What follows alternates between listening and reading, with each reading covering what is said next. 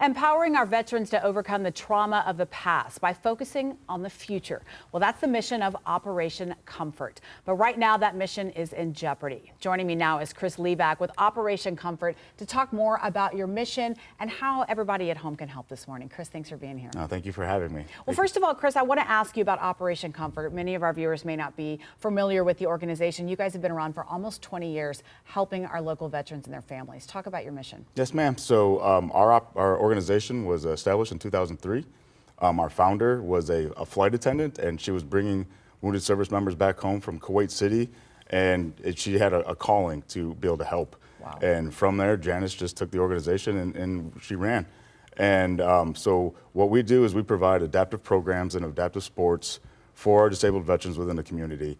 Those who are currently on active duty for all branches of service, who are doing the beginnings of that initial kind of struggle they're going through, and then those veterans that have been retired for years that maybe didn't really have a place to go or anything. So we provide that purpose for them. Yeah, and I was looking on your website earlier, Chris, and just seeing the testimonials from service members whose lives were changed because of Operation Comfort. You know, talk about how it's not only about overcoming physical barriers, but also those mental challenges as well. Yes, ma'am. We kind of joke over at Operation Comfort with the, you're not coming to play hockey.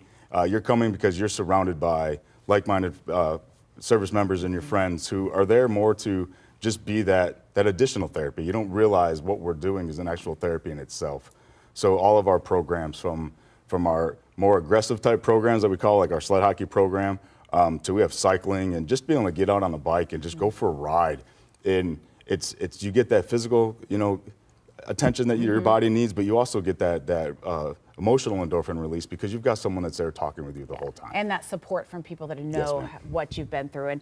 And we're talking about that too. You just shared with me that you have a personal connection to that as well. And one reason that you joined this mission, tell us about that, Chris. Yes, ma'am. So like many service veterans, post-traumatic stress syndrome is not something that a lot of people like to talk about. And it's something that everybody suffers, whether it's you just went to basic training itself or you've been to combat multiple times. And for myself, I also have PTSD. So what I did in myself is to learn about it. I'm actually in a PhD program for behavioral analysis. Wow. So I can learn. And then in return, what I'd really like to be able to do that is what I'm learning is that's part of what I like to share when I'm at OC. Yeah, and you started as a hockey coach a few years ago. Yes, ma'am. And now you're as director of development. So yes, ma'am. That's fabulous. Well, and Chris, I want to ask you too, because you offer the 5 adaptive programs, but that's not all that you offer. No, ma'am. So we have our internal programs at OC. So we have our sled hockey program. We do cycling. We have yoga. We have boxing sometimes. It depends on what we do. We have kayaking. And then we also offer additional programs. Like we have a woodworking shop. Because not everybody wants to go ride a bike for 10 hours.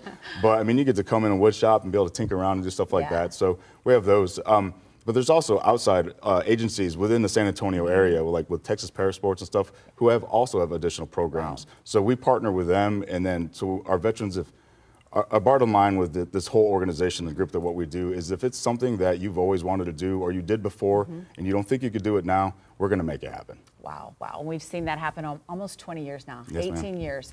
Chris, we're almost out of time. Tell everybody at home how they can help. So what we're looking at now is for years, Operation Comfort has been in the forefront of the fundraising and type activities, and we don't have that right now. So what we're looking now is for more volunteers or anybody that's just willing to help. Any dollar counts for us, just because that way we can keep our organization going. And the more the donations and stuff that we get in, the more and the longer the programs that we can continue to give our people. Yeah, and the number of veterans and their families you've helped is really a testimonial to that as well. So, Chris, thank you so much for joining us this morning. We'll have a link on our website as well for Operation Comfort. You can also find them online if you'd like to donate or volunteer. Thank you, Chris, thank you, ma'am. for being here this morning. All right, we are going to take a live look outside before we go to break. Look at our Saturday commute for anybody heading into work like we were this morning, but looks like open roads. It's going to be a good day. We'll see you after the break.